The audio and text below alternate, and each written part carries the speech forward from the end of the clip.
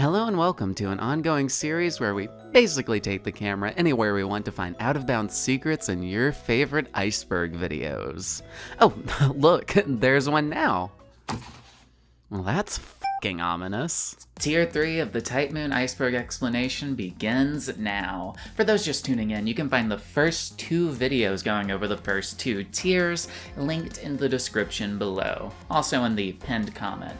Unless I forget to do those things, in which case, oops. Also, check this. I actually made all the entries I'm covering into an actual iceberg image. It's a work in progress still. I definitely want to make it nicer as the series goes on, but it's a good start. I'll link it below in case anyone would like to suggest something, just look at the entries in more detail, or just spoil future videos for themselves. Anyhow, we're finally starting to get into some of what I'd consider the good stuff.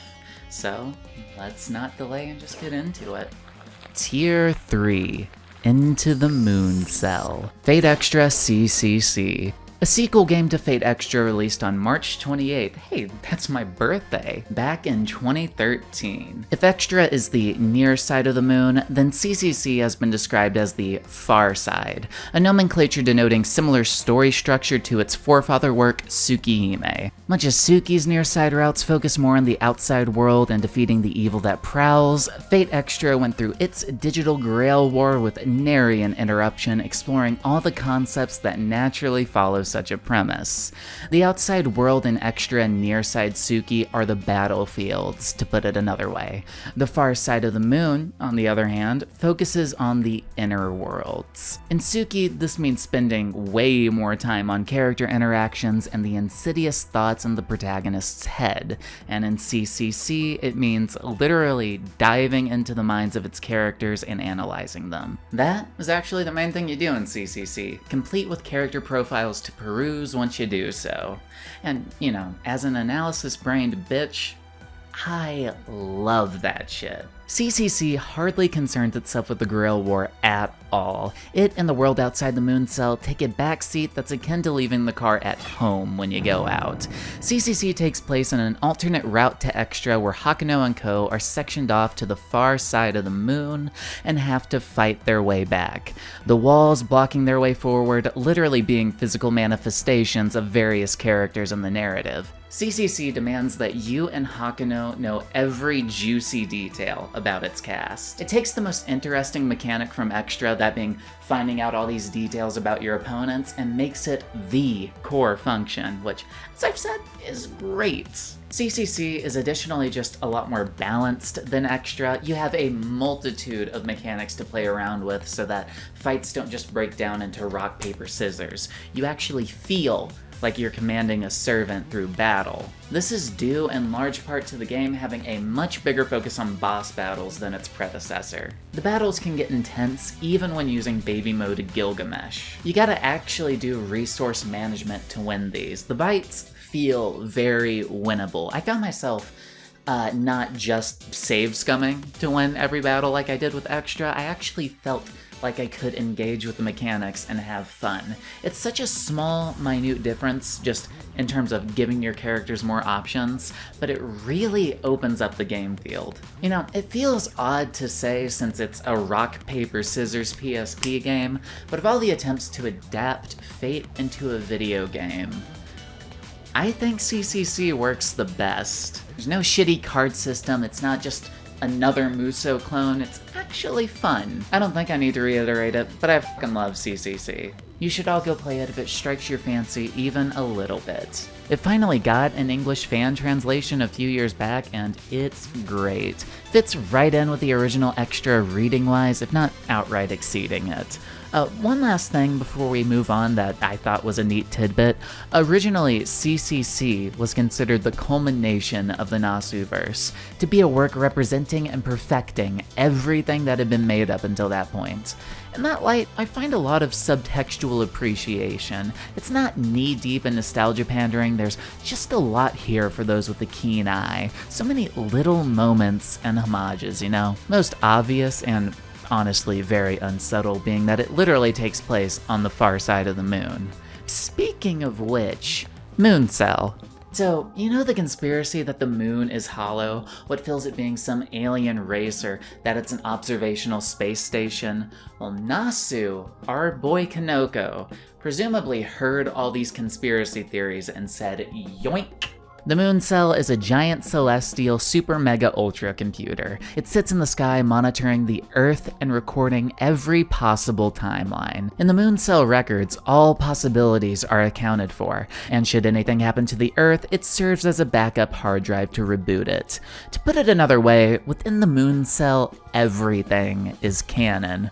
One world where Hakuno Kishinami happened, one where Tsukihime happened, and so on and so forth. Presumably, there's even one where my Satsuki fic where Shiki feeds Sachin his blood once a week is canon. I think that's beautiful. The moon cell being of this nature is how you get characters like Ryogi Shiki and Arcoade Brunstad in the same game, despite being in different universes. If the stage is the moon cell, anyone could show up, not just the Fate schmucks you'd expect. The main premise for Fate Extra, by extension of all this, is essentially the moon cell being inspired by the Holy Grail War it sees down on Earth. It invites combatants up to fight for a wish so that it can more intimately monitor their human emotions as they battle to survive. The winner gets a wish granted, courtesy of the moon cell rewriting a few of that timeline's records, and the moon cell gets more accurate data. One of the lesser known details in Extra that I really love is that as you progress through the Grail War, the AI become more and more sentient. Not like, you know, fighting AI, but the AI you can go out and talk to in the halls. Shout out to Sharon Tips. She starts out the game Sharon Tips, but has a whole ass arc by the end. She has some interesting dialogue. I think you can normally find her in the library, and there's one specific day she's out by the fountain, sometime in week 6, I think. Week 6, day 3. I'm thinking off the top of my head, but go check that out. It's good shit. To wrap up this entry though, lest I go into every Fate Extra NPC like that one Cybershell video, no one really knows what the purpose of the moon cell is, other than that it's recording. Whether or not it's malignant or malevolent is not a thing anyone can comprehend. It's not like you can ask a computer what its purpose is. After all, it's multifaceted and it speaks a language that you can't. The moon cell simply sits in the sky, watching. It's honestly a very heady concept, but it's extremely cool. One of Nasu's best, I think. BB. This is a rogue AI split off from the moon cell. She happens to look eerily similar to Sakura Mato, yet insists she's different. BB is the one responsible for the events of CCC. She's the one who traps Hakuno and friends in the far side of the moon and torments them into staying there permanently. She does this via setting up those very revealing roadblocks and through her BB channel broadcast in which she berates their efforts. She states that she wants to take over the moon cell for herself, essentially becoming a god in the process, and it's up to Hakuno and co. to stop that. BB's rogue existence is due to one of the quirks in the moon cell, one that's quite the oversight. See, while playing Extra, you might notice a few NPCs look awfully familiar. You got Issei, Taiga, Kirei, Himuro, my beloved, and there's a reason for that. This is because the moon cell doesn't create new people for its NPCs. It simply replicates the existence of others and bases their personality off of its observations. This creates incredibly smart AI to populate and regulate the game world in Extra while not being load intensive. Least effort, max return, basically. These AI are almost one-to-one with how they were in life, and through going through the Grail War cycle again and again, sometimes they can even gain sentience. There's even a whole plot point in Extra about how such a concept could explain an existence like Hakuno, someone with no background but very clearly has a consciousness. At the point an AI can think for itself, they're basically no different than the real combatants in the Grail War. They both have desires, they both have a wish they want to see to fruition. One just has a few more administrator keys. Which is why BB seeks to take over the moon cell. It's all a ploy to make her wish come true. A wish you can learn more about in CCC. 3 more points before we move on. 1. It's widely speculated that BB stands for Bimbo Brains, something that would fit with how she acts in the story. 2. The alter egos you fight in CCC are aspects of herself she's cut off. Passionate being love and hate, Melt being pleasure, and King Bratea being yearning. Think Father in Full Metal Alchemist and how he cut off his 7 sins. 3. This is personal preference, but Fate Granddaughter flanderizes the hell out of Bibi. I still don't know how people like that Seraph event, dude. Overall, though, pretty cool character. Hakuno Kishinami.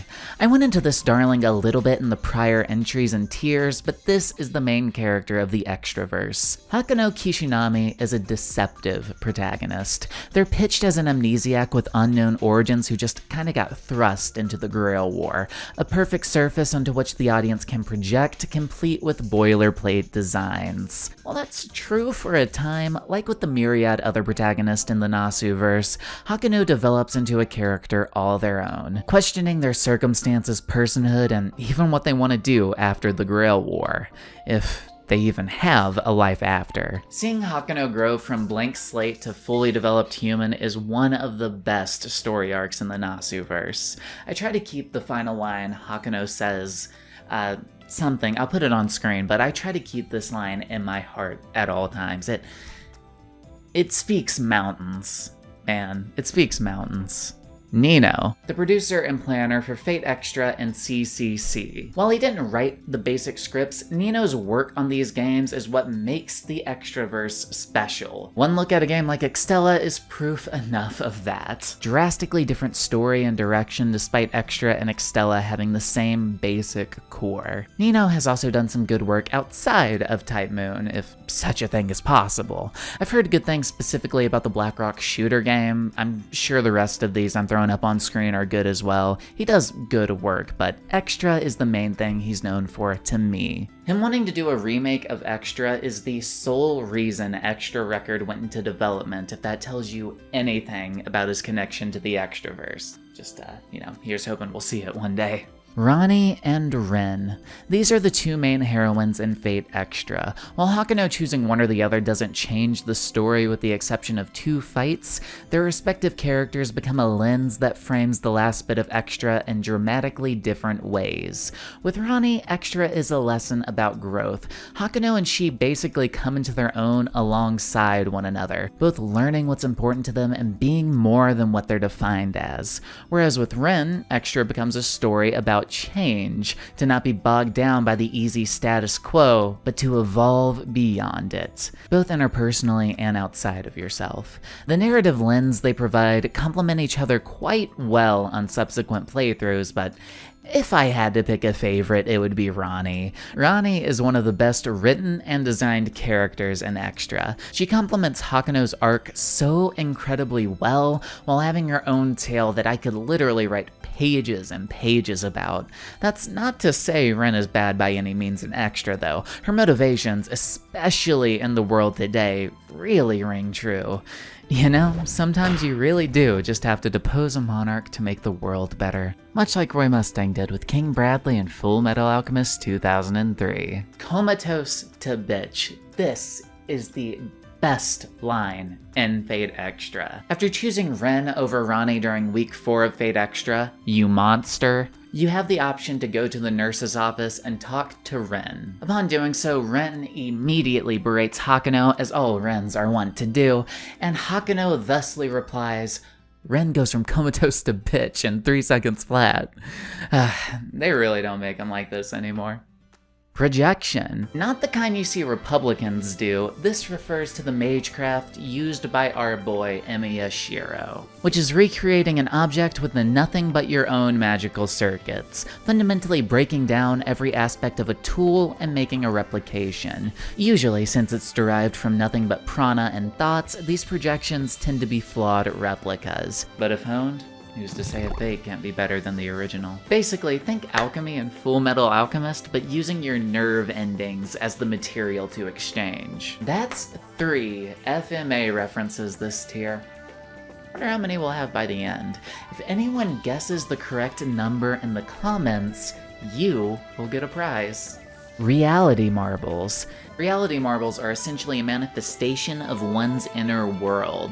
Through excessive use of mana and a lot of practice, one can create a reality marble for a short time. It's simpler to show than to explain, so let's look at the most well-known example, this red-clad prick from Fate's Day Night. Unlimited Blade Works is Archer's reality marble. He says his little "I am the bone of my sword" chant and creates this vast wasteland of gears and blades. A world where he can do basically anything his mind can imagine, such as attacking his opponents with 1,000 blades at once, something he normally couldn't do. Within UBW, the blades stabbed into the ground like headstones represent his fate, and the gears represent his machine-like resolve.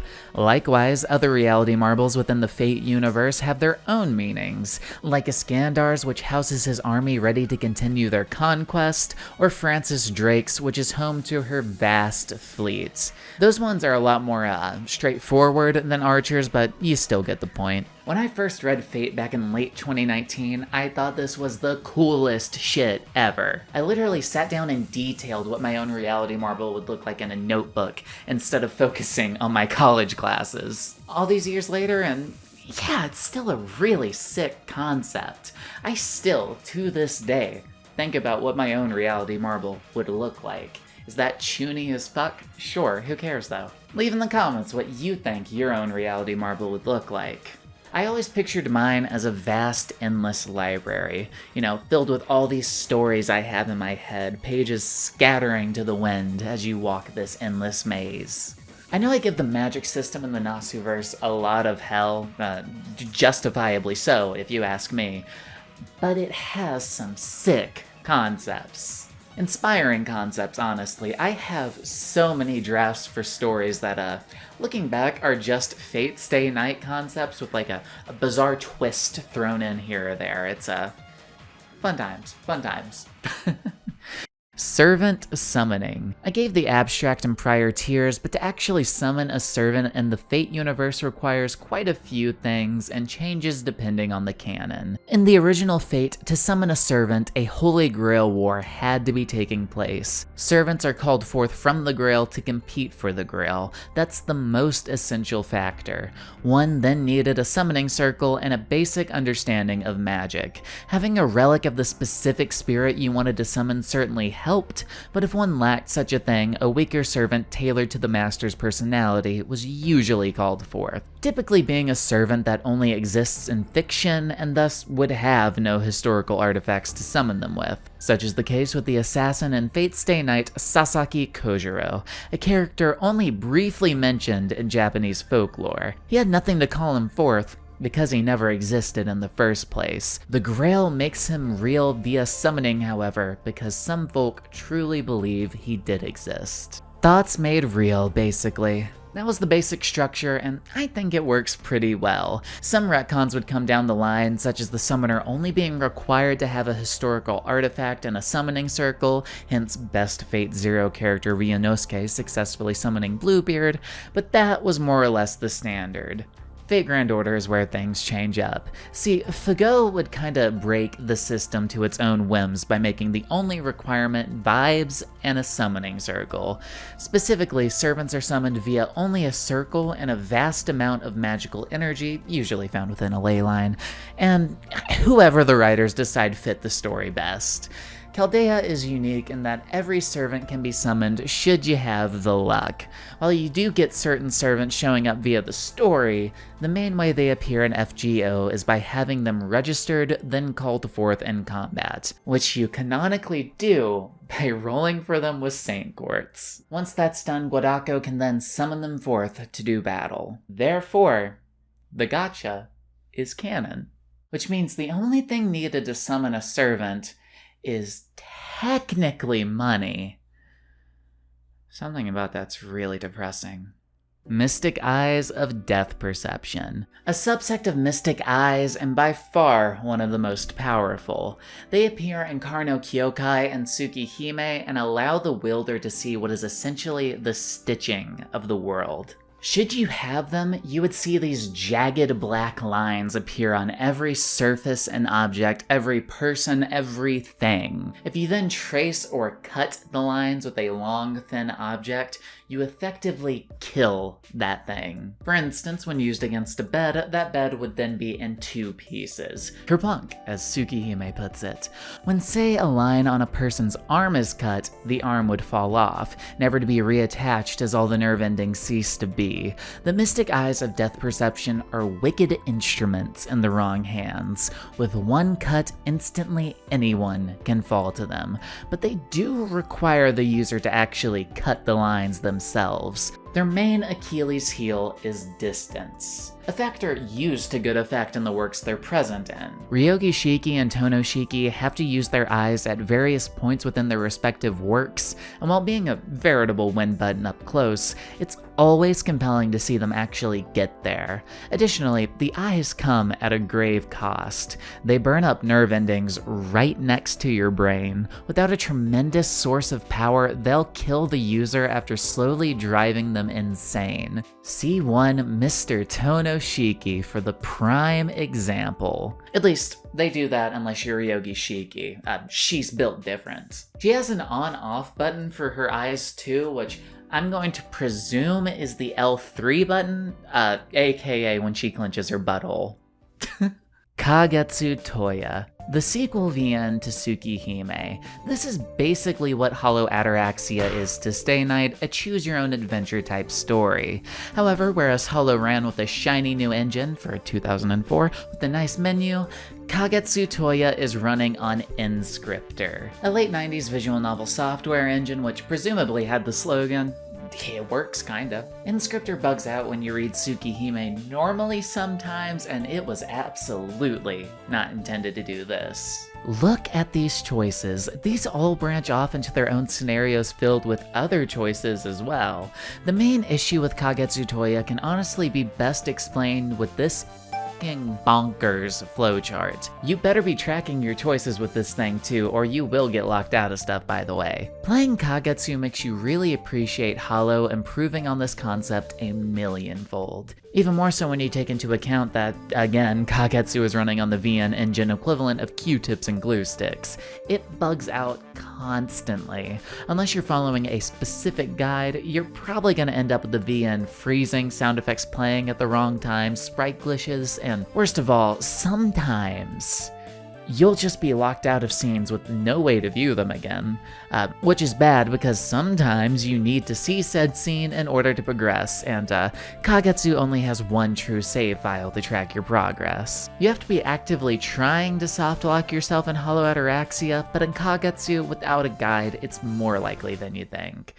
Which is kinda sad, because all that said, I think Kagetsu is some of the most fun you can have reading a Type Moon work. Its English fan translation was done by a different team than the one that handled Tsukihime and Fate Stay Night, which normally would be cause for concern, but having a team that was dedicated to just getting Kagetsu out there instead of every Type Moon work known to man creates for a translation that I would consider at the very least more heartfelt. I'm not gonna say it flows better, it flows probably about the same, but there's passion in there that I just can't put to words. It has a certain je ne sais quoi, if you know what I mean. It's no official translation, there are still a few spelling mistakes, but it's a good read, and what there is to read is pretty good.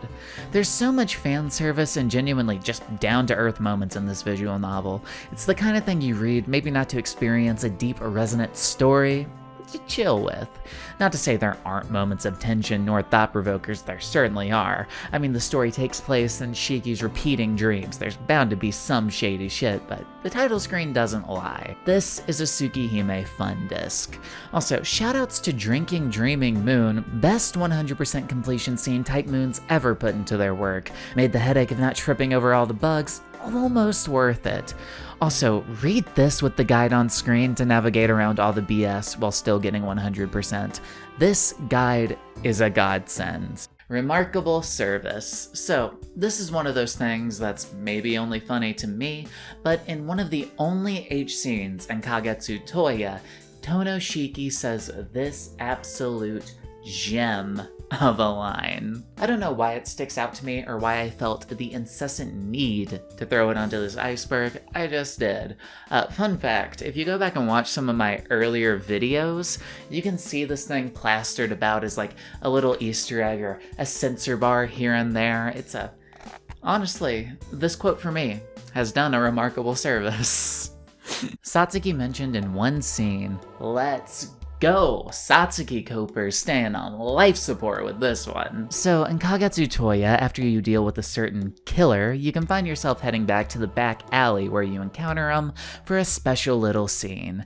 This back alley also happens to be where Tohno Shiki and Satsuki Yumizuka had their last chance meeting, and Shiki starts reflecting upon it and leaves a bouquet of flowers. It's a scene that's very easy to miss, as after dealing with a certain someone, you have literally no reason to come out here again unless you're going for 100%. So in my ever-growing wisdom, I got the order of events to get to this specific scene wrong. When I was writing the script, I was going off of what I had remembered, and then when I went to go find the footage for the video, it was clear to me that I was just wrong.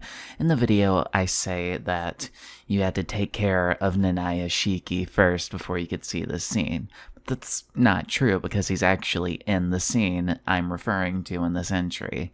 What you want to do is basically follow this selection of choices till you get after school, and then you have the option to go to the back alley and see this scene. You probably have to go through a loop or two until this is unlocked still, but I didn't want to be wrong. I didn't want to be factually incorrect, so I figured I'd just insert this little addendum correcting myself. All the same, it's a nice sentimental scene. It's also the only one in the main story of Kagetsu Tohya where Satsuki Yumizuka is mentioned. For those uninitiated, Satsuki was a minor character in Tsukihime, a classmate of Shiki's who sadly got turned into a vampire, and because of that, Shiki ends up ending her suffering, so to speak.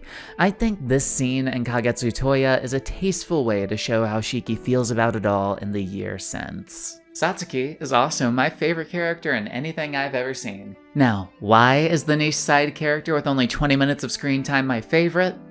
Well, she just is. Sometimes things aren't that deep, but check out this cool statue of her. Yeah, I probably got the camera autofocus going right now. I hope it's focusing. I don't see a preview, but yeah, look at that.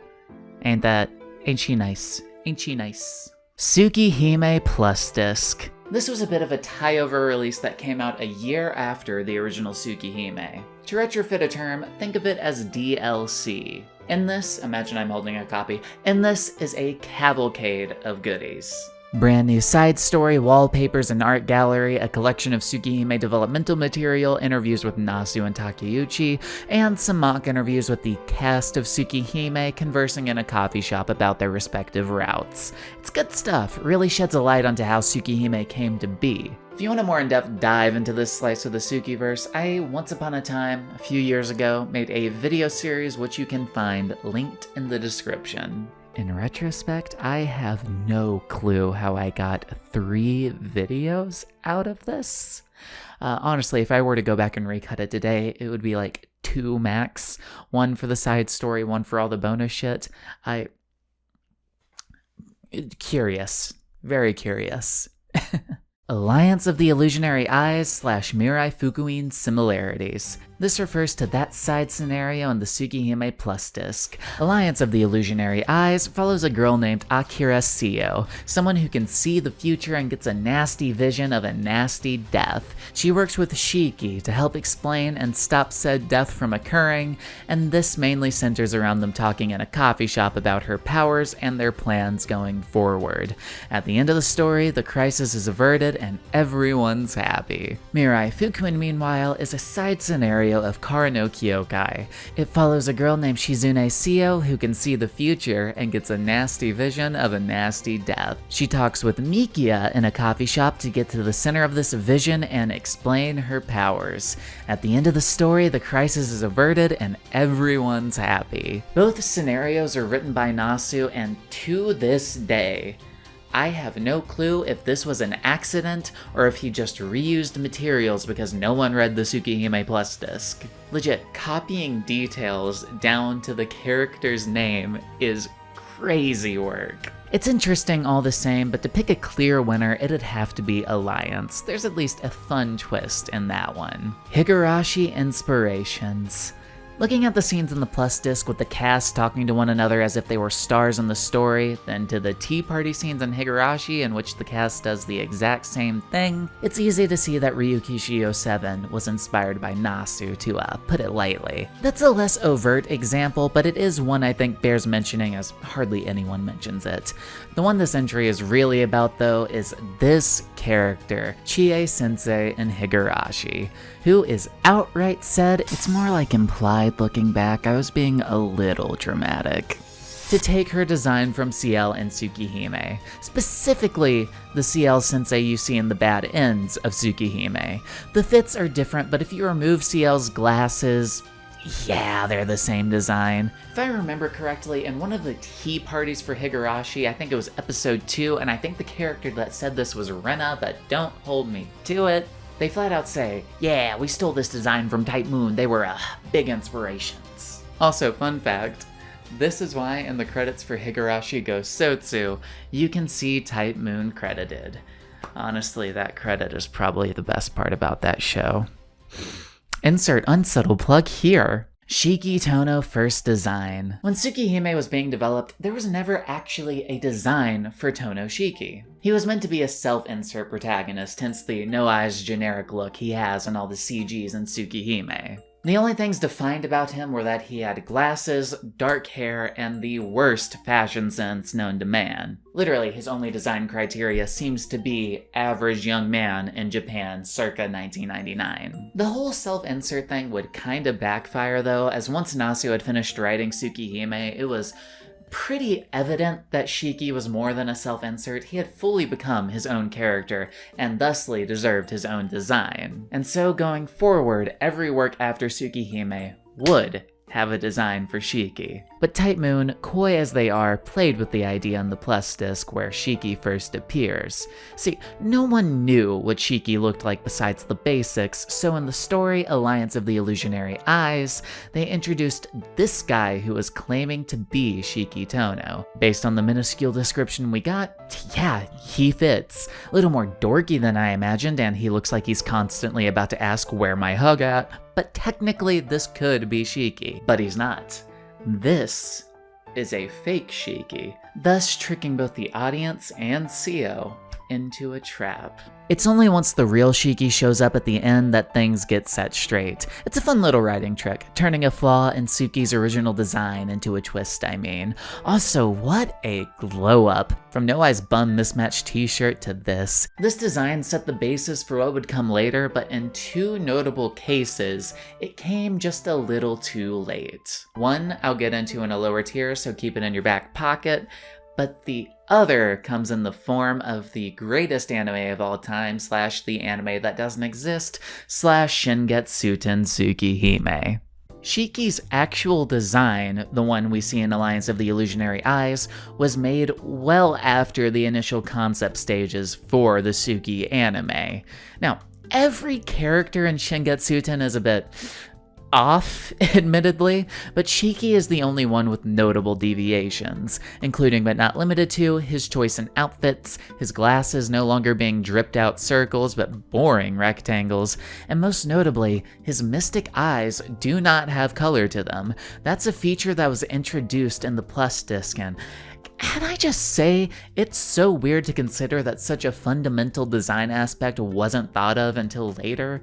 Maybe it's just me, but the most striking thing about Tsukihime, and especially Karno Kyokai, are the glowing mystic eyes. As originally written though, they weren't a thing. Not one mention in the text of Tsuki or K&K, and no illustrations depicting them. It's so strange to consider, and needless to say, I'm glad they were added later because, damn, it adds so much. Too many Shikis. There's a video going over this in more detail than I'm about to. I'm about to just list off all the ones that we know of and the works they're from. If you want to go watch that video, it's linked here, there, so it's linked somewhere. First up in the Suki-verse, we got Tohno Shiki, Tohno Shiki, Nanaya Shiki, Nanaya Shiki, and Fake Shiki. Then in Karo Kyokai, we have Male Shiki, Femme Shiki, Non-Binary Shiki, and Leo dressed as Shiki. There's also this orange-haired last name Shiki from a work called Hana no Miyako. Depending on how anal you get with it, there can be more Shikis, but my parameter is any character with their own clear design and Shiki-rific personality, hence why I didn't list Nanaya Shiki as the aspect of Shiki, or Roa who's possessing Shiki as a Shiki. Wow. Shiki doesn't sound like a real word anymore. Fate Extella series. The Extella games are an offshoot of the Extraverse, taking place in a slightly different timeline than Extra and CCC. They differ from their source in that instead of rock, paper, scissors, it's a Moiso type game, aka a Dynasty Warriors clone. Though, I suppose most people would understand it better if I put it as a Hyrule Warriors clone. I'm gonna keep it real, I have not played any Extella game extensively, and the overall plot of it that I've heard doesn't exactly tempt me into trying. Granted, I have heard good things about Altera's story and Umbral Star, so maybe one day I'll try that at least. Let me know if I'm sleeping on this series in the comments. I would genuinely appreciate some new perspective on this, cause the little bit I played wasn't a fan, and everyone else I've talked to about it really doesn't seem to like it. So, more perspective is always appreciated. The main thing Extella has going for it though, if I may speak objectively, is more Wada Arco art, which cannot be overlooked. That woman is a saint with a pencil. Today's menu for the Emiya family. Also known as Emiya Gohan, this is a spin-off of Fate Stay Night, which centers around meals prepared in the Emiya household. Originally serialized as a manga back in 2016, it's been going strong all the way to today. In 2018, a monthly anime adaptation consisting of 13 episodes was produced to coincide with seasonal meals in Japan. Can I just add, that concept f***s. More shows should do that. If you watch the show as it released and follow along with the recipes, you'll have soups in the winter and nice little treats in the summer. It's great, it's great. Later in 2021, it got a video game released on the Nintendo Switch in both English and Japanese. Now, I've never played the game because it's only on Switch, and I sold mine back in 2020 to fund the spread of Corona, but I do long to actually play it one day. Emiya Gohan is a truly precious series. It's this simple slice-of-life story that just exudes good vibes. It might be odd to say that one of the best Fate spin-offs is a cooking manga, but damn if it isn't true. I didn't know this until I started making this video, but the manga actually just got an English release too. I don't have a copy of Emiya Gohan, but I do have this and Emiya Gohan were the first manga releases to get localized in the West. Bit of an odd couple to pick, but I'm not complaining. These are really good releases. At least this one is. I can't vouch for Emiya Gohan, because they do have different publishing companies, but it's still really cool to see manga releases actually finally coming out. Also, to round us out, I'd be remiss if I didn't mention the anime intro Apron Boy by DJ Misoshoru and MC Gohan. I don't think I can get away with putting it in this video, but go listen to it if you haven't. It's so good, it'll save your life. I know it did mine. FGO Arcade. PS3 looking ass game right here, let me tell ya. FGO Arcade is a Japanese exclusive game only available in arcades. As far as I can tell, I mean, I can't exactly play the thing, it looks like a pretty accurate translation of Fate Grand Order Combat to a 3D arena fighter format. You still pick your attack cards, you have noble phantasms and skills. The only thing I think changes is that you play as a specific servant instead of commanding multiple and, you know, actually moving around in a 3D space. Looking at the gameplay of it honestly reminds me a lot of Final Fantasy XII. In that game, you also maneuver around after selecting your attacks. Pretty neat thing about FGO Arcade is that you actually have physical servant cards you use to play with, which is a concept that rocks my socks.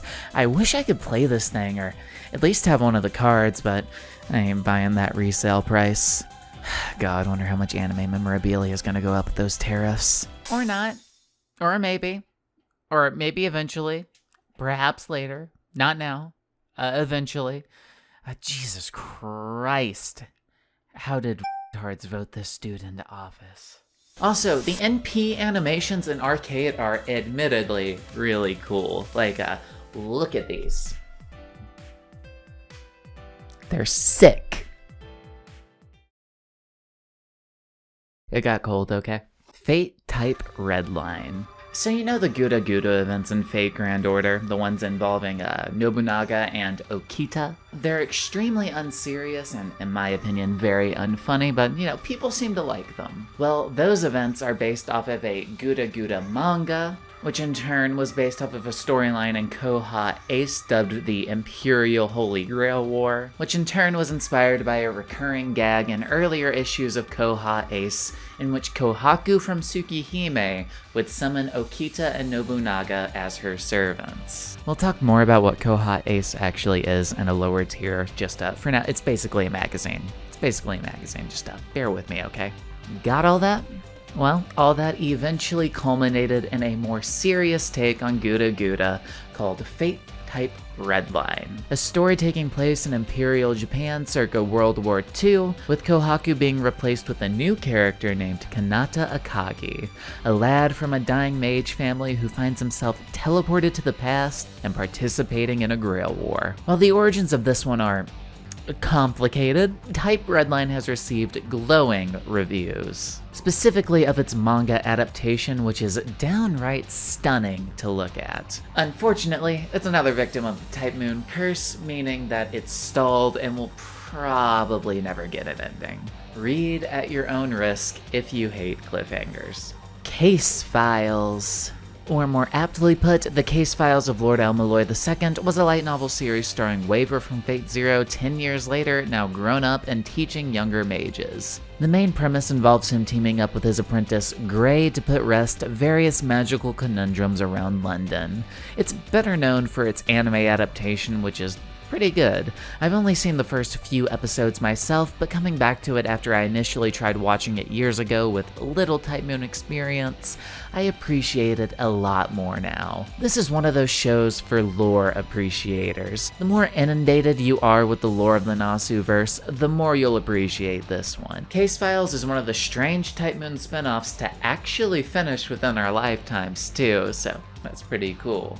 Though it does have an ongoing sequel series called The Adventures of Elmaloy II, so there's always time for it to join the fray. Case Files itself is fun though. Maybe I'll make a longer video on it one day after I watch it if that's something people would be interested in. Case Files Canon Timeline. So being that Case Files is set in the same world as Fate's Stay Night, it begged the question to many, which route of Fate does it consider canon? There are a few nods here and there, but it's largely accepted that it takes place after UBW. Due in part to the epilogue of UBW, at least in the anime version, literally just showing Waver walking down the hall. To some, this means that only the anime treats UBW as canon, though I do believe Shiro and Ren show up at some point during the Case Files light novel. If not Case Files and The Adventures of Elmaloy II, they do show up, which would outright make UBW canon to Case Files, as Shiro has no other reason to be in London. Notes. Predating even Tsukihime, Notes was a work published by Kanoku Nasu back in 1999. It's a short story. You can literally read it in about 20 minutes, and there is a fan translation readily available online. Notes, also known as Angel Notes, takes place in a far-off future where most life has gone extinct except for modified humans and A-rays. A concept that should immediately snap you to attention if you've read Lost Belt 6 of Fate Grand Order. Notes actually has all kinds of concepts that would appear in future Type Moon works, though its canonicity status is unclear. See, Notes was originally just part of an angel-themed anthology by the likes of Nasu, Takeuchi, and Takashi Hamada called Angel Voice. For the project, Takeuchi made a manga, which will be the subject of an entry in a lower tier, Hamada made some artwork, and Nasu contributed notes. Though it was initially just a fun project, due to who was working on it and the concepts therein, this is, more or less, the first work Type Moon would make as a doujin circle. First one they released a Kamiket at the very least, though notably not under the Type Moon name at the time. Kamiket, for those who don't know, is an event held in Japan once in the summer, once in the winter for burgeoning doujin artists. In other words, its main draw is for a bunch of artists to get together and sell their individually published works. Stuff like manga, novels, games, all kinds of goodies. It was at the summer 1999 one where Nasu & Co. would release this Angel Voice collection. Literally, the next Kamiket they attended was winter 1999 with Tsukihime under the Type Moon name. This all makes Notes a very interesting piece of Type Moon history, and thankfully one you can read too. Shoutouts to Evo Space on the Beastlair forums for finding a copy and translating it many moons ago. Looking over the actual work itself, and damn if this doesn't scream early Nasu. It's kinda odd about women, its dialogue is clunky in an endearing way, and most notably, the bottom of each page is literally dedicated to a glossary of words explaining all the concepts within the story, which is certainly one of the bolder choices Nasu has made as an author, and I don't know if I love it or hate it. It made reading this thing kinda weird, but damn, the passion for world building and concepts is absolutely infectious. It's a short story, like I said, about 5,000 something words, so it's definitely worth a gander. For those of you who don't want to read, however, I'm gonna pin a comment below linking to a video of me reading the whole thing audiobook style. I was gonna slap it in the middle of this video, fun fact, but I asked my viewers about it, and for some reason they said derailing for 20 minutes in the middle of an Iceberg video to do an audiobook wasn't a good idea. And upon further reflection, yeah, I kind of agree. Check it out after this video if you're interested though, and if not, let's just get on with the Iceberg. Savior of Type Moon. Savior might be a little overzealous, but this entry refers to our maid fucker extraordinaire Takeuchi and how despite not being a writer, he manages to propose some of the best ideas Type Moon had. For example, he introduced the idea for Ilya and her maids in Fate, in turn making it a far stronger work. He pushed for the maids in Tsukihime to have the focus they do, in turn leading to the creation of what most consider the best route in that VN, and it was Takeuchi who pushed Nasu to publish his original stories in the first place. Works like Hakuno Kishinami and Notes, because though publishers rejected Nasu, Takeuchi truly believed his friend. Takeuchi really did save the Nasu verse from eternal non-existence.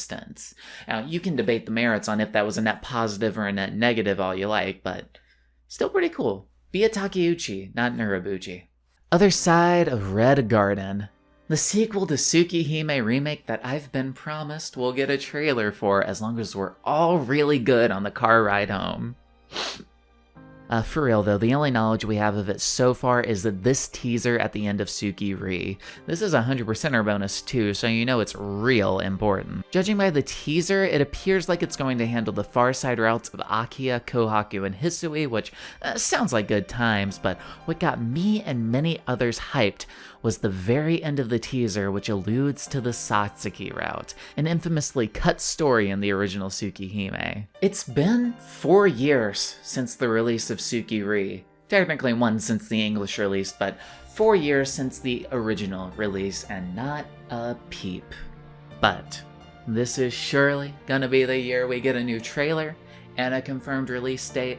After all, if there's anything I know about Type Moon, look at this fucking shelf, look at all these releases. If there's anything I know about Type Moon, is that they're punctual with their works. They always release on time. Now look at that. That manga has been stalling. That manga has been stalling for a decade. A decade. Tsukihime is probably gonna too, as well. Please prove me wrong. Scrapped routes. As alluded to in the last entry, there are a plethora of scrapped routes and stories for the visual novels Type Moon has put out.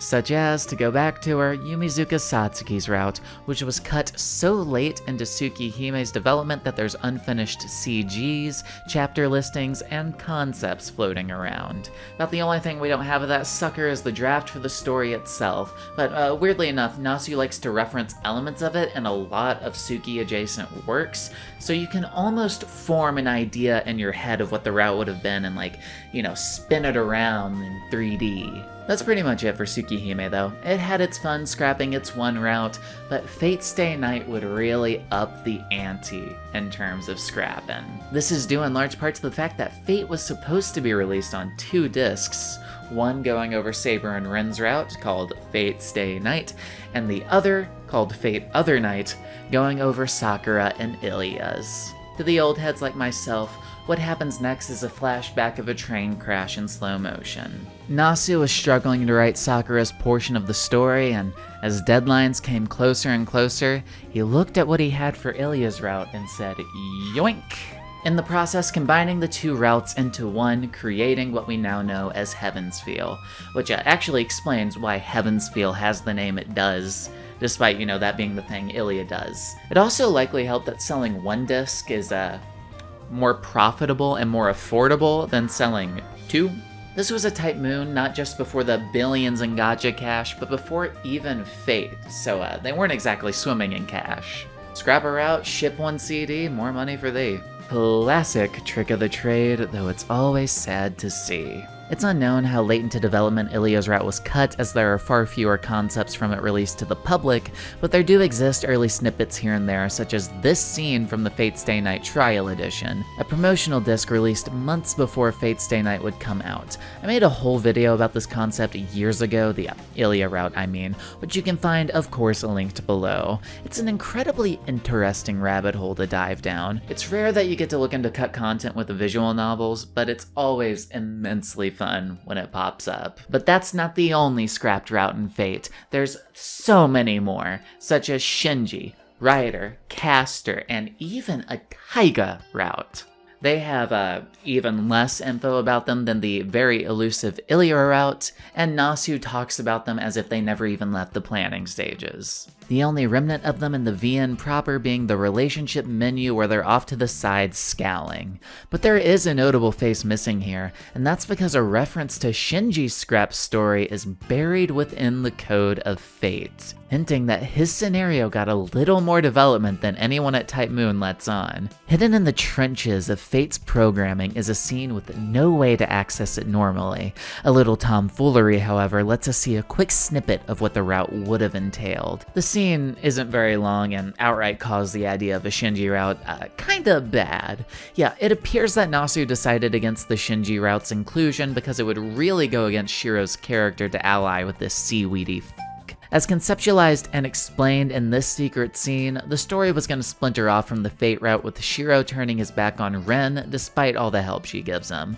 As Shiro doing that made no sense, it made it no further than this quarantined off from the rest of the game scene. The scene also quickly becomes a parody of itself too, poking fun at the mere concept of these two teaming up with nonsensical gags and allusions to Shiro double-crossing Shinji at the end of this non-existent story. Optimus Prime will apparently be there also. This scene, dubbed Wakami Paradise based off the title screen it gives you after the fact, is the only little slice we have of that scrapped Shinji route. Though it should be noted, how much of this was in the original Japanese visual novel, and how much was added by the fanlation team, is kind of unclear. At the very least, the tag for allying with Shinji was in the visual novel, but the nonsense gags and title screen are probably additions by Miramoon, a fanlation team known to hide their signatures throughout the various works they've translated, most pertinently of which will be a subject of an entry lower in the tier, but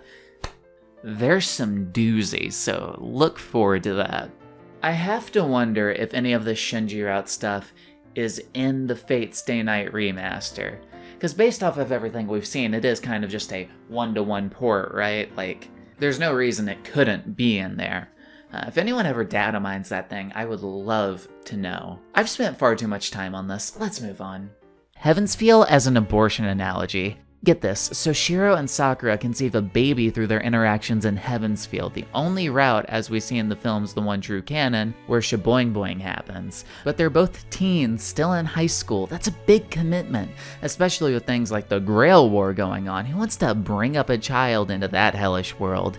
It would be the right decision to make a choice and potentially save lives. Especially because the baby Sakura is carrying is basically the Antichrist cubed. Kotomine Kire, though, priest that he is, wants the baby to be born. He's an outsider, inflicting his own beliefs onto Sakura to make her bring the baby to term, though she obviously doesn't want it. Having the baby could kill her. Shit, it could kill everyone. Kire is pro-life, while Shiro is a pro-choice doctor with a coat hanger just begging to mangle that baby. They duke out their ideologies with Shiro coming out the victor. Shiro and Sakura then abort that f***er and live their lives happily, free from the potential death and ruin the child would have brought. Someone can probably put that a lot better than I just did, but you get what I mean. Just look at this CG. It's a fetus. It's pretty obvious, and should you have the baby, it's gonna ruin everything. It's pretty straightforward. I don't think it's an analogy. I think that's just what's happening. Yakuza Scáthach Guy. For this one, I'm gonna read you all a post made by Tamamo on Tumblr. I do not apologize for pronunciation. Then add some context on what I actually found, because this story is a doozy. There's an urban legend, if you will, because I don't think anyone's been able to confirm for sure, about a certain man. A man with a mission. A man with but one singular goal that all of his years of living so far had been leading up to. That goal was to roll Scáthach. Now, for some context, Scáthach had been nearly all the promotional material for FGO since the game was announced, but as what would turn out to be a limited servant, she wasn't in the game yet. She was, in fact, together with Arjuna, the only of the promotional servants, Altera, Scáthach, Arjuna, Ushiwakamaru, Mephistopheles, Jekyll, and Darius, who wasn't in the game at all. As a supreme MILF, she was highly anticipated, and when she finally became available for the first time, it was at very short notice and completely unexpected, so literally nobody was prepared for it whatsoever. Since all the other promo servants were permanent, I guess nobody thought she might be limited. Not only was she incredibly anticipated just as a character, at the time of her release she had some of the sickest animations in the game, as well as an incredibly powerful skill set. People went apeshit. You can imagine the chaos of people scrambling to find the money to roll her. This is where the legendary Scáthach whale comes in. This man went above and beyond for Scáthach. He sold his car to get more quartz for Scáthach. He stole his parents' credit cards to get more quartz for Scáthach. His parents found out and he got disowned, so he was now out in the streets with no car because he wanted to obtain a spandex-clad MILF in a mobile game more than he wanted to live. That alone makes for a wild story, but it doesn't end there, because I told you, this man was on a mission. This man would stop at nothing to obtain the waifu of his dreams. Homelessness wasn't nearly enough to deter him. So, what he did, according to the story, is either he approached the Yakuza, or the Yakuza approached him, and they offered him debt money to pay off his parents with. Any normal person, upon sinking to the level of accepting debt money from an organized crime syndicate, would realize the magnitude in which they fucked up and at the very least pay off their debt before getting into more trouble. But not Mr. Scáthach Whale. Mr. Scáthach Whale used the debt money to buy more quartz for Scáthach. That's where the story ends.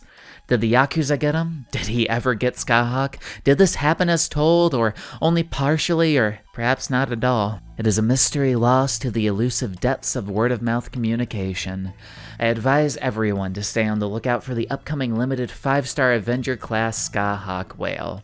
Honestly, it's a very compelling narrative. Skip to the next entry if you don't want the burden of proof to crush your fantasies. For those of you still here, this appears to be some major extrapolation. There was, as far as I could tell, a major Scáthach whale of this caliber when she first released. He didn't go into massive debt, he was just well off. He actually live streamed his roles for Scáthach on Nico Nico back in 2015 when she dropped, and he ended up spending around 600k yen on her to get MP5.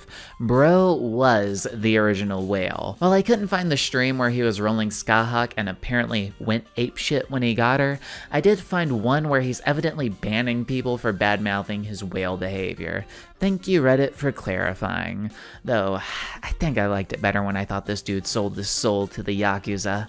Kinda related, there's a New York Times video about a very similar guy blowing his fortune on FGO. It's hard to believe, but this is probably what FGO is best known for in America. Fitting, ain't it?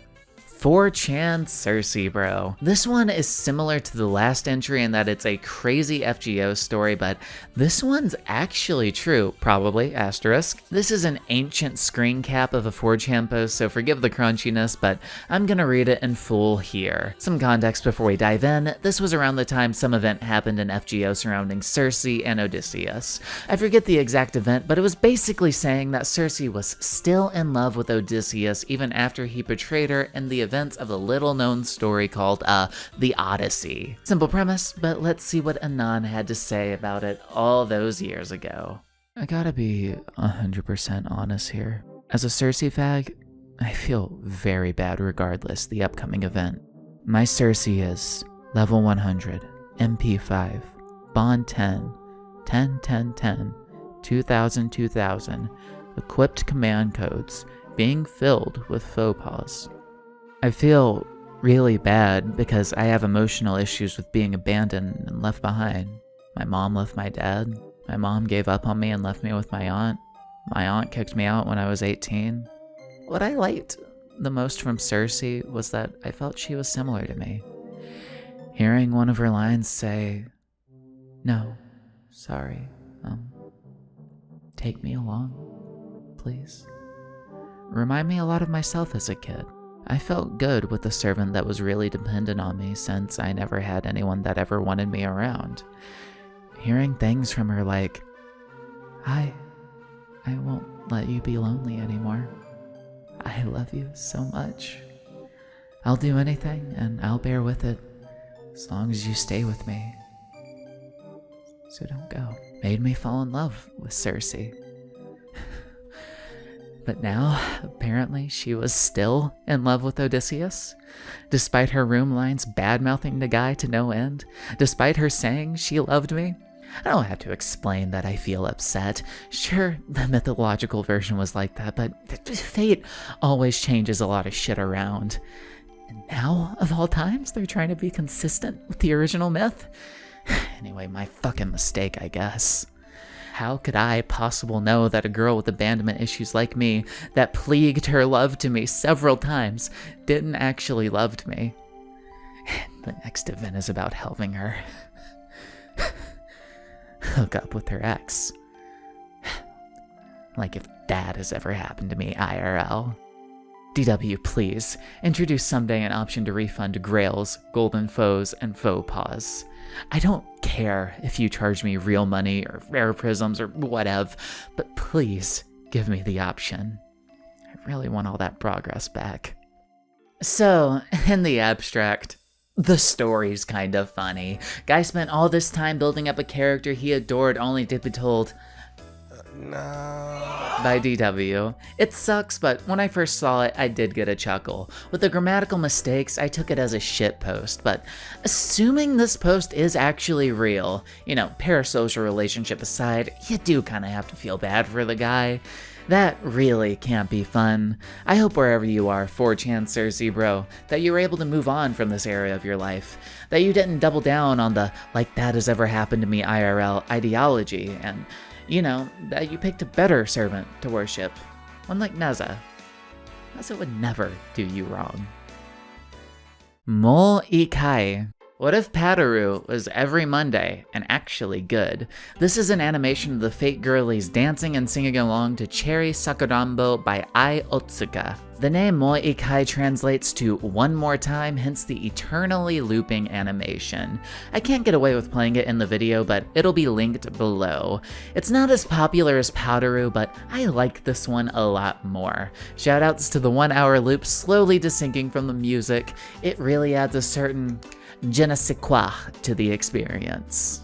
Emulating Fate Extra, aka how everyone actually played it, judging by the fact that the company that made it got absorbed almost immediately after it was published. Rip guy whose job it was to translate Ren calling Hakuno a bitch. You would have loved CCC. Extra Record Development. Extra Record is the supposed remake of Fate Extra, releasing one day, maybe. We've had a few trailers, but it's been radio silence for a while now. A shame, because what we've been shown looks really good. It's all chill though, because as I've said, this year's the year we're gonna get a trailer, being good on the car ride home, and all that jazz. Type Moon is always really punctual with its releases. Actually reading the VN, an impossible task for anyone but an elitist like myself. Honestly, reading the VN used to be hard, hence it showing up this far down in the iceberg. But nowadays, it's right there. Just click the button and go read it. Easy. Kids these days don't know how good they got it. Like in my day, you had to troubleshoot this bitch for hours to get it running. Cannon/428 Shibuya Scramble. Cannon is an original anime conceptualized by Type Moon. In Type Moon tradition, it will make absolutely no sense if you haven't read its prequel work, 428 Shibuya Scramble, in which Kanoku Nasu wrote exactly one route, but that one route is canon to canon. That Canon? I don't know. To again keep it real, I haven't watched Cannon, I haven't read 428 Shibuya Scramble, but both these works look like they rock socks off. I actually picked up 428 on the Steam sale recently, which is gonna really show the age of when I wrote this entry, because that Steam sale was like a fucking month ago. Here's hoping it won't take me a million years to get to it, like everything else. Ereshkigal as Extra Rin. In the Rin ending of Fate Extra, Rin has blonde hair. Ereshkigal has blonde hair and looks like Rin. Additionally, FSN Rin has dark hair, and so does Ishtar, who looks like Ren. How is this possible, you ask? Through the magical kerfuckery of pseudo-servants. AKA Nasu's ass-full excuse to take the characters from Fate Stay Night and put them into FGO. The official explanation is that these characters just so happen to have a strong affinity with certain gods, and by cramming these gods into them, they become summonable as servants. Don't know why the gods can't just be summoned on their own, but sure. This isn't even to mention that there are characters who became servants of their own accord who are also pseudo-servants. I don't understand why they needed to cajole that. Looking at you, Muramasa. It's a really contrived concept, if you ask me. Especially because the story can't decide if they want these servants to be their own thing or the characters from FSN. The biggest example is Sitonai, who though is blatantly Ilya in Lost Belt 2, also does things Ilya would never do, like isolate herself completely from everyone, all because she's... It's very inconsistent with the characters, is what I'm getting at. Rasputin is just Kirei, though admittedly him being a pseudo-servant of Rasputin kind of makes sense. They're both really you get it. Muramasa is just Old Man Shiro, and Ishtar/Ereshkigal are the worst versions of Ren you've ever seen in your life. I have been an eternal hater for pseudo-servants the day I got Sitonai and Fate Grand Order and realized how shallow the concept truly is. Tamamo Amaterasu Dark Souls reference. I've never played Dark Souls, so this image means nothing to me, but to those of you out there who have, maybe this speaks to you. This is from CCC Tamamo's route, and it's apparently a reference to Dark Souls. Fate lore YouTubers. This is a subsection of YouTubers who dare to tackle the very intricate, very massive, and very extensive Fate lore, if you can believe it. They break it down, synthesize it, and disperse it back to their audience in a convenient and understandable format, something Nasu is incapable of doing. As complex as this verse can be, the more the merrier I say, and merry it is because there are quite a few in their illustrious numbers, especially depending on how nitty-gritty you want to get with it. The one that sticks out most to me, for some reason, is Otaku Daikun, whose videos on the Fate lore number in the hundreds, but there's also people like Mocha, Tesaya the Fourth Snake, My Boy MP, Annie News, and hell, you can even count Giguk if you want. I don't want to though, so I won't. There are a wide variety of flavors to choose from is what I'm getting at, and I know I probably missed some heavy hitters. Please do leave your favorites in the comments. I apologize for missing them. Honestly though, looking at the views these videos get, maybe I'm in the wrong market. Then again, what is this very video but a deep dive into Fate lore? Am I a Fate lore YouTuber and just don't know it? If I slept explained onto the end of my videos, could these views be mine? Questions for later.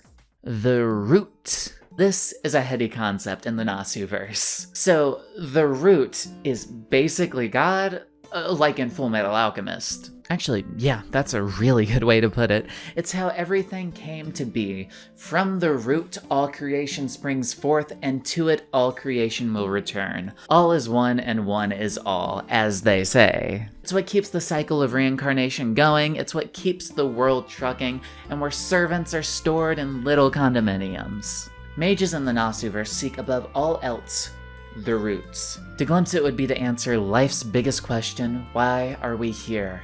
To know the unknowable, to attain true magic. There's some videos, probably by some of the lovelies mentioned in the last entry, going into this topic more in depth, but that's how I personally view it. Just picture that thing from FMA with Nasu's visage slapped right on. Yeah, perfect. That's the root. Origins. This entry very nicely ties into the last one, actually. So, via the root, things reincarnate again and again, but there has to be a certain point where the cycle began. That is what someone's origin is. It can sound a little thick to wrap your head around, but it's best illustrated via this psycho killer bum in Karno Kyokai named Leo. It's a shame. One letter off and he'd be a lion. Hi, my name's Araya Soren. I'm here to make Karno Kyokai Movie 7 so insufferable and boring that no one wants to make an analysis video on it. Sorry, I kinda got off track there. Leo here has the concept of consumption, due in large part to his first life being that of a lion, or something similar. It's mainly a concept thing and not a physical life. A lion is just used to illustrate it better. Due to that origin though, he has the strange proclivity to eat and consume things, mostly other humans. For a more well-known example, not drenched in melodrama, there's also Emiya Shiro, whose origins is swords. Literally just swords.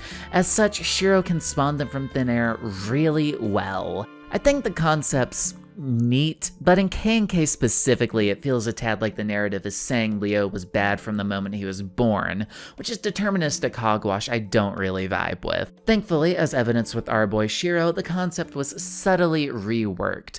It's more like something you have an affinity for, which I think is way better than saying someone's a cannibal from the minute they're born, all just an Araya hand motion away from snapping.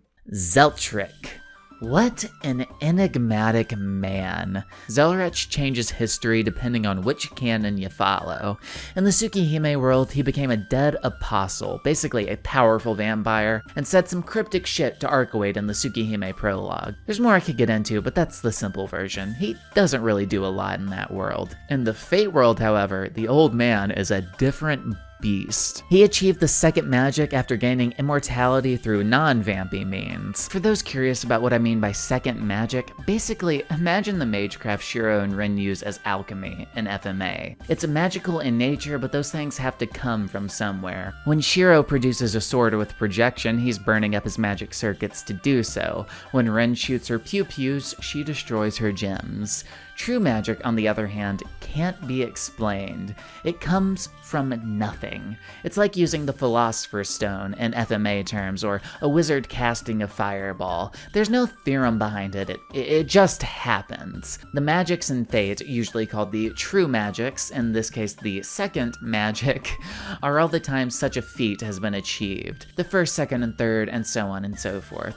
Zellerach achieving such a feat basically makes him a deity in the Fate world. What the second magic does is allow him to travel between parallel worlds, which is where he spends his time gallivanting around looking for the root. He shows up in Stay Night and Strange Fake and Prisma Ilia basically anywhere he wishes. As he skips around, he naturally leaves a few artifacts in his wake too. Strangely powerful artifacts which no one can replicate. In the world of Stay Night, for instance, he leaves his gem sword. You might recognize this if you've read or watched Heaven's Feel. It's basically a sword that tears the fabric of the universe with every swing. You ever think, when Rin uses the gem sword in Heaven's Feel to like redirect Sakura's attacks to another dimension, that on the other side of that confrontation there's just like some poor sap who's just absolutely getting decimated? Or is that not how it works? I don't know. In my heart, that's how it works, and in my heart, the person on the other end is Issei. Anyway, in the Prisma universe, Zellerach leaves behind these two magical sticks, Ruby and Sapphire, in the hands of his apprentices Rin and Luvia. These sticks, as you might expect from the plot of Prisma Ilia, turn the bearer into a magical girl. In Nasuverse lore, the same Zellerach made both these things. And I think that's really funny. He's a really elusive character, but he has his finger in the pie of basically every Nasuverse work. As such, I like to think of him as Nasu's self-insert. Both versions of the character too. Though he has less of a visible role in the Sukiverse, he still does a lot of important things in that canon's history, like soloing an ancient entity called the Crimson Moon and telling Arcuate her future cryptically. Reading the Tsukihime prologue as an author stepping into a work to talk to a younger version of their character is really funny to me for whatever reason. It's like if Hiromu Arakawa stepped out from behind a tree and told the Elric brothers, "Wow, your mom's great, huh?"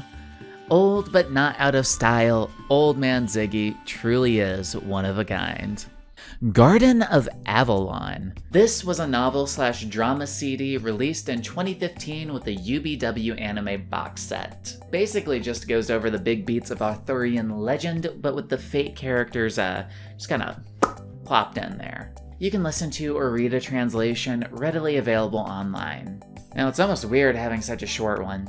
Oh yeah, this is the one with the Merlin penis magic. FGO USA Tour. This was a US tour to various anime conventions doing announcements and interviews for Fate Grand Order. This was back in 2019, and oddly, the site's still up today. This was clearly a big event. People who were there stated that the lines were extremely long.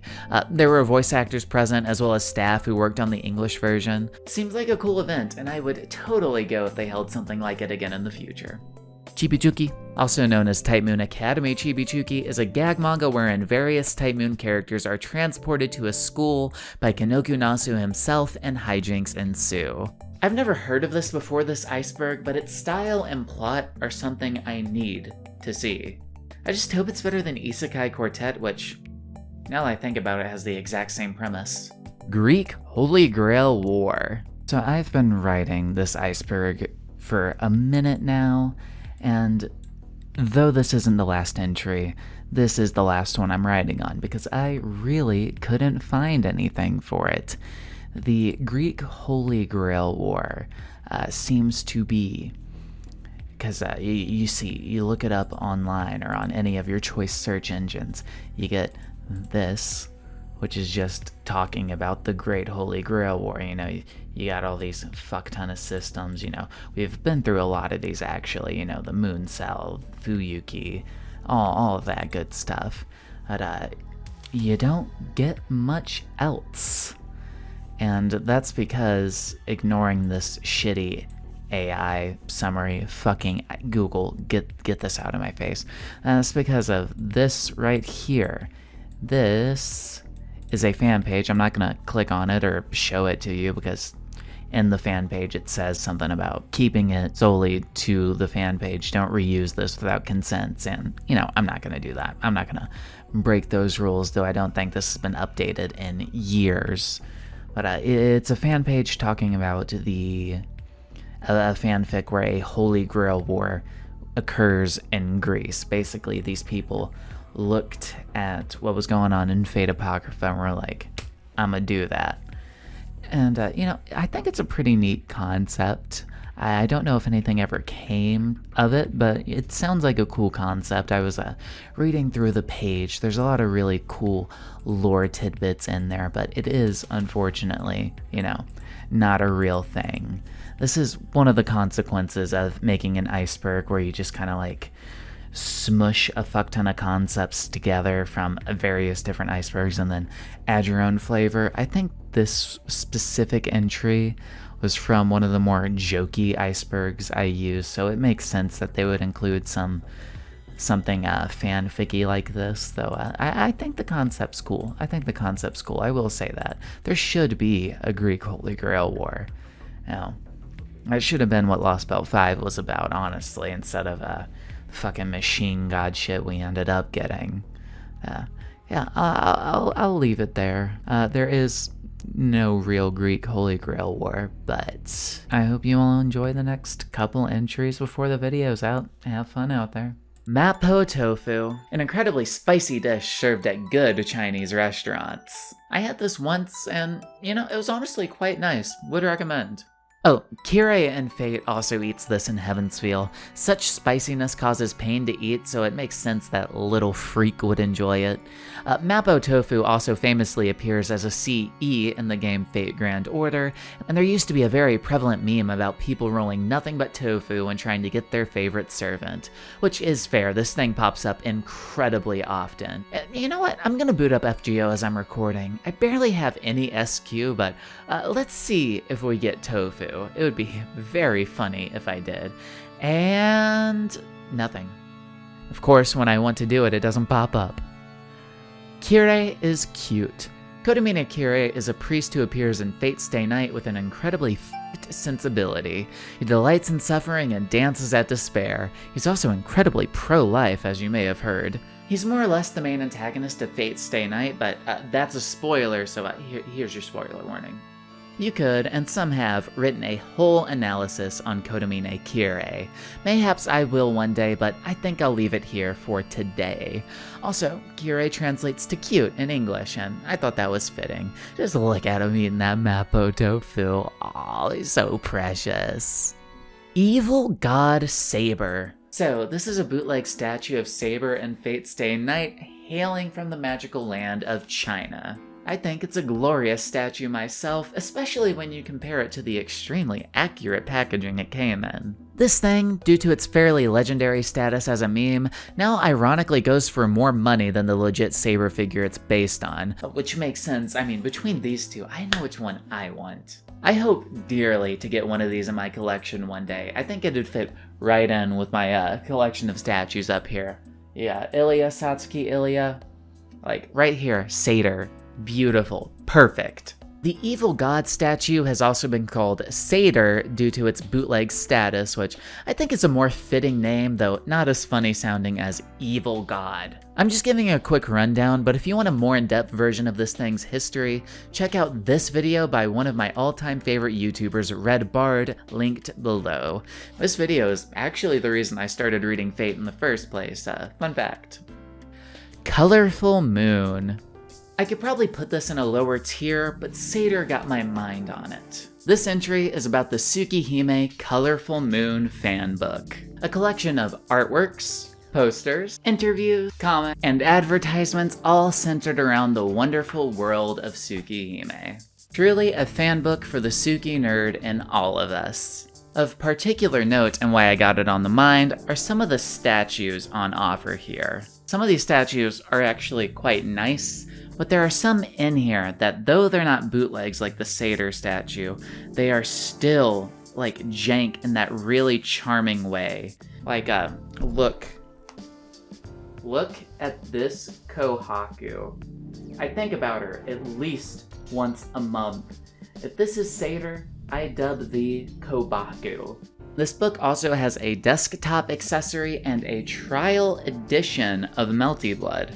A version which actually differs quite a bit from the final product and how it plays. It's kinda cool. There's scans of this book and its materials online for those curious. I'd recommend giving it a look over if you like Tsukihime. I wish fanbooks like this were more of a thing in the modern day. I mean, there's nothing like this for Tsukihime, and there's, well, as evidence right here, a ton of them for Tsukihime. I love nerding out over these books. Of everything I have in this collection right here, I am unashamed to say I've probably spent the most time just staring at these pages, just combing through them again and again. It's so fun to do. And you know, it's crazy because I don't even read Japanese that well. I'll spend hours trying to decipher a sentence in those bitches. For those wanting to buy this book, it still has a surprisingly low price on eBay. I know 40 bones is a lot, but when compared to other things in the same category, it's not awful, honestly. Though, they might not be that way for much longer. FGO Datamines. Via Datamines of the game, the FGO community has been privy to many hidden features, sometimes years before they go gold. One of the most well-known examples was, of course, the funny vamp class, which was speculated to be Arcade. While we would eventually get Arcade, she didn't appear in her own class, but as a moon cancer. A bit odd considering she's the moon princess and not a blight on the moon like BB was, but, you know, FGO never really cared about what these classifications meant anyways. Nevertheless, that was her classification. Around the time Arc was added, though, the funny vamp would silently disappear from the code. That's obviously the example I care about most because... But there were a whole host of other servants found within the code for those who are curious. Though, as a heads up, most of them are in the game now, at least in JP. Data mining really got cracked down on, so you don't see it as much these days, though I'm certain it still does happen on the individual level. You know, now that I think about it, if the Moon Cell is a supercomputer in all the Nasuverse stories, does that mean Arcade is an android? Did she get created by the Type Moon equivalent of Dr. Jiro's computer? Why does she not have a trucker hat? That's gonna be more or less it for Tier 3, but before we part, I do have some corrections to make. In the first two tiers, I goofed a little bit on some facts. Nothing major, but they were oversights that some lovely people in the comments helped me see. I'd like to say this will be the last time this happens, but, you know, still only human. So it's probably not gonna be. First up is this addendum from T-Tur, which says, regarding extra classes, there's also the Watcher class from Fate Strange Fake and the Faker class from Case Files. Additionally, Case Files has a 2-volume arc that goes into a lot of detail regarding Mystic Eyes. In conclusion, read Case Files. They're good, and the fan translation on Beastlayer got finished like a year ago. And yeah, as you can probably infer, I have not watched Case Files. Yeah, I know, fake fan. Please do forgive me. One day, I promise to actually read Case Files. Like I said, I'm in the middle of watching the anime right now, but one day I want to read it because I know that goes further and goes into a lot of really cool concepts. Concepts that would probably help exponentially with some of the more radical concepts lower in the iceberg. And you know, as evidenced, even concepts earlier in the berg. Do your research, kids. Do your research. If I'm right in my estimation, though, this would take the initial 7 servant classes in Fate Stay Night and make them roughly way too fucking much. Thank you, T-Tur, for the comment. I hope I pronounced your name right. The next one I honestly can't believe I got wrong as it pertains to Prisma Ilia, my beloved manga series I now own a physical copy of. But alas, I did. This particular goof centers around me alleging that the Fujoshi chapter was only an episode of the anime and was not in the manga, when in fact, the Fujoshi chapter is in the manga. Technically, it's more than one chapter too. See, the anime took these chapters and just kind of stitched them together for a one-off episode. As Poke Emblem corrected in the comments, the Fujoshi chapter was initially released as an extra chapter during the 3-way release, which explains why Miyu barely did anything in the anime adaptation of the episode. I want to think that she is secretly a Fujoshi herself, but that might be the Fujoshi in me talking. Honestly, I too think Miyu would be a Fujoshi. Not a yaoi paddle toting one, but one that like keeps it secret and is into some sick shit. Like, she's definitely seen that one fic of Shiro and Kirei going at it while Kuritsugu sits in the cuck chair. As for the material at hand that inspired the funny Fujo episode, however, they come from the 0.5 chapters Hiroyama likes to chuck in at the end of his Prisma Ilia volumes, a tradition dating back to even the first volume of the first core. These chapters are usually nonsensical fun in the same way basically all of Two-Way was, so I get why I missed it initially. I was looking in Two-Way, totally forgetting that these 0.5 chapters exist all over the place, regardless of how little sense they actually make in the overall story. The Fujoshi chapters in particular are mostly Volume 2, Chapter 10.5, and Volume 3, Chapter 14.7. Hiroyama certainly has some interesting choices when it comes to pacing. Thank you again to Poke Emblem for the correction. Also, here's some sick lore for you since I assume the emblem part of Poke Emblem came from Fire Emblem. I ripped the name Sleepy Crest straight out of Three Houses.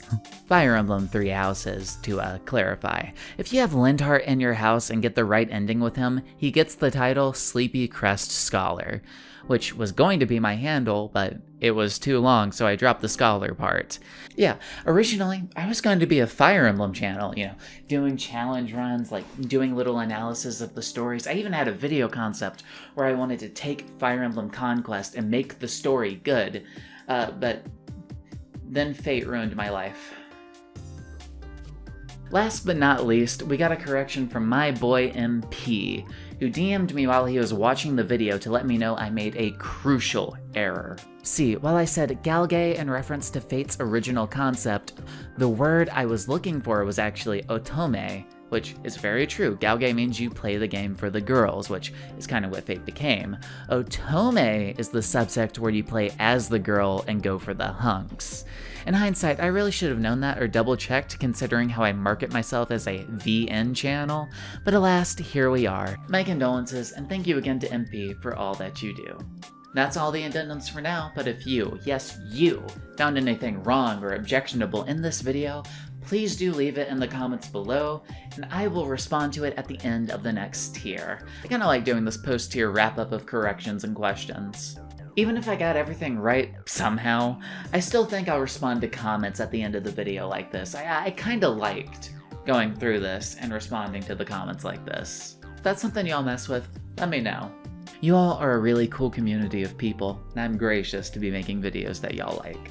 That's it for this tier though. Like the video, subscribe with bell to be here for the next tier, which, as an aside, has some real cool entries in it, and comment, "This route doesn't deserve a spot in my visual novel, but I suppose it might make a good coaster for my Drake," aka my favorite and real Kanoku Nasu quotes. Support me on Patreon so I can make more videos like this more frequently, and I will see you all later. Night.